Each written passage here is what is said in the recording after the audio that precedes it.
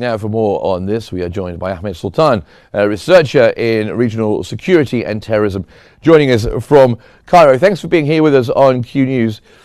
Now, how do you view the upcoming talks between Netanyahu and Trump in Washington?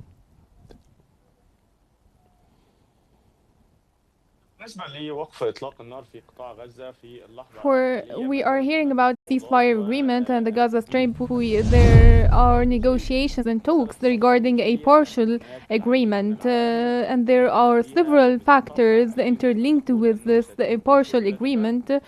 And we expect reaching an understanding. The Palestinian factions, on top of which Hamas movement, want U.S. guarantees for full cessation of hostilities after the exchange deal.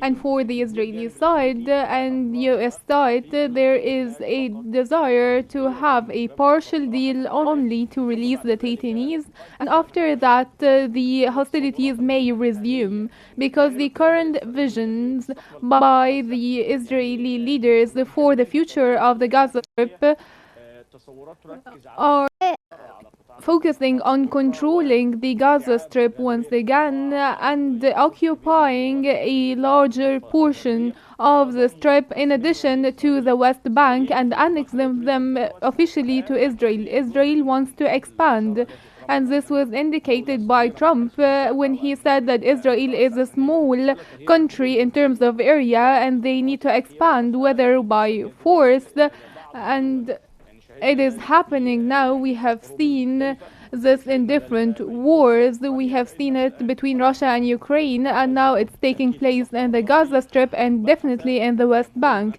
The talks are very important, and the U.S. role is the thing making a difference towards a real deal, especially with the adamant Israeli officials not to have a deal. But we cannot say that there will be a comprehensive deal. This deal can very easily be violated, and we might not move to sustainability of this agreement. Okay, and how do you view the Israeli political pressures, and how do they, including of course the opposition within Netanyahu's own coalition, and how might they complicate the implementation of any ceasefire?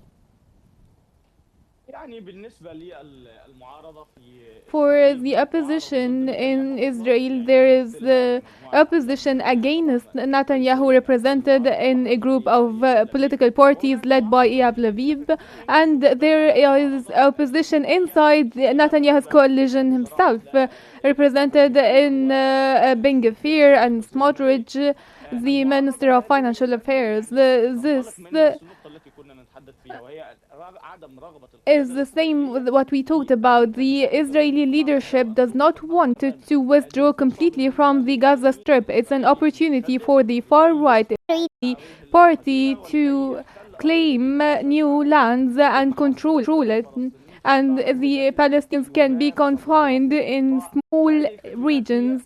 These regions are simply what's gonna be left of the Gaza Strip, and the displacement scheme will be implemented by evacuating tens of thousands from the Gaza Strip. That will be sufficient for Israel at the moment, and of course destroying all infrastructure and live components in the Strip to pressure the Palestinians to leave.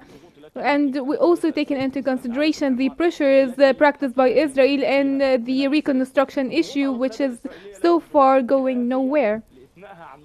Israel is exerting enough efforts not to stop the war, and the Yair Lapid parties are weaker and have less influence to change the course. Netanyahu, as a politician, was able to take advantage of October 7th attacks to have this pride of what Israel did on October 8th. And of course the conditions in the Gaza Strip and the Israeli-Iranian war. Netanyahu has been very lucky, and he is very popular in spite of all opposition, and he is aware that the open-ended war is not a solution, and that's why he's now working on a solution that might satisfy the Israeli public. As you mentioned there, Israel does not want to fully withdraw from the Gaza Strip. Hamas is demanding a complete end to the war. Is this going to be a major sticking point, a major problem when it comes to any agreement?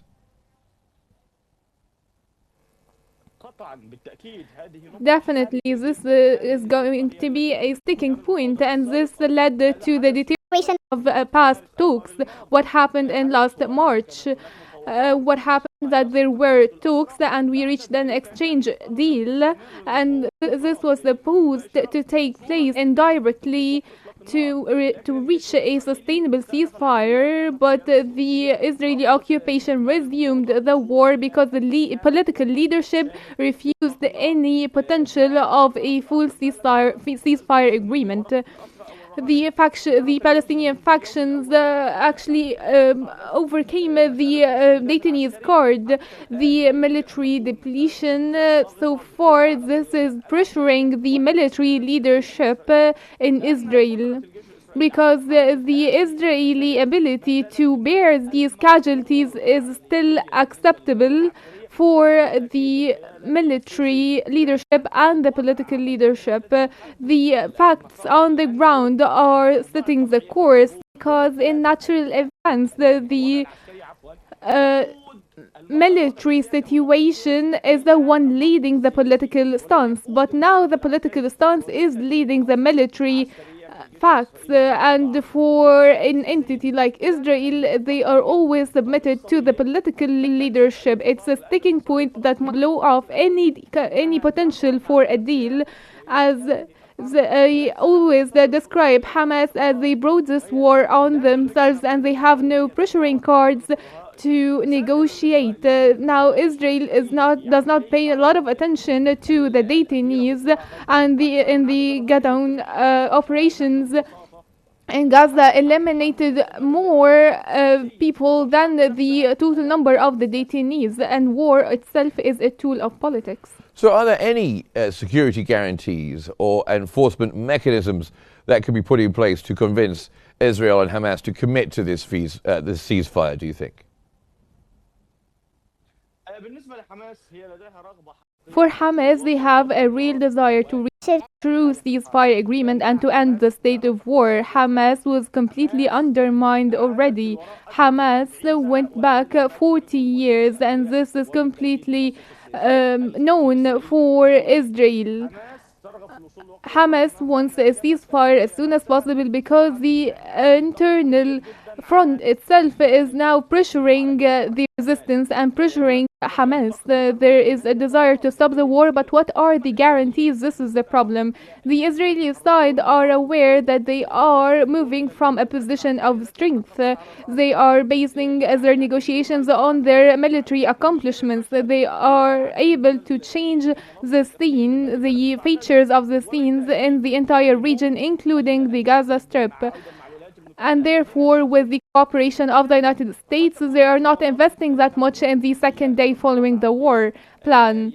This needs some Arab collaboration to disarm the Palestinian factions, and there might be some kind of consensus over these demands. Hamas itself now does not want the governance of Gaza anymore.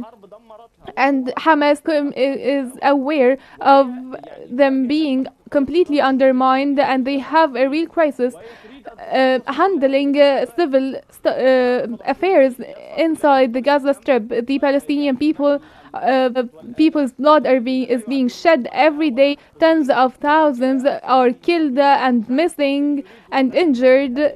And the Palestinian people need to put an end for this, and Hamas needs to deal in untraditional way because they have no more cards, not the Daytonese or the military depletion. There is new de facto, and the mediators must play a very good role to push for the day following the war and to stop this war. Of course, Israel now are setting their conditions terms because they are moving from a very strong place with military accomplishments achieved along the past 2 years.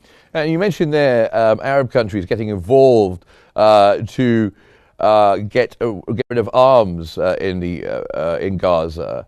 How might Arab countries get involved in this activity and perhaps convince Hamas that they need not to be involved in any future Gaza?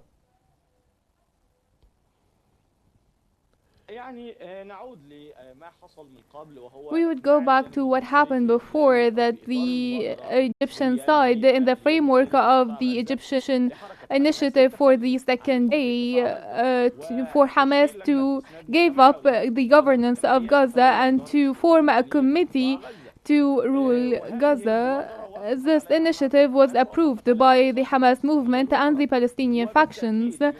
And of course, we can build upon this initiative to break the current dilemma and to reach a sustainable ceasefire agreement and to start the day next to the war. There are other Arab states that completely reject the Hamas existence or being armed. For Hamas, being armed is a guarantee for existence, and they do not want to give it up. Of course, the same goes for all Palestinian factions. So there must be a proposition for UN forces or Arab forces to intervene and handle the next phase. The Lebanese example here is a very good example that can be followed. The UNIFIL is working. There is border supervision, and the truce could hold in spite of all the Israeli violations, launching strikes against Hezbollah. Same example can be taken into Gaza if there is true political determination to apply this example. But unfortunately, it's not the case. There is no real determination for this, and they are working to change the architecture of the region. And if there is no real pressure by the United States or the mediators, there will be no ceasefire in the near future, and we will have to wait another period and maybe for the end of this year. Well, thank you very much, Ahmed Sultan, a researcher into regional security and terrorism. Thank you very much for joining us here on the program.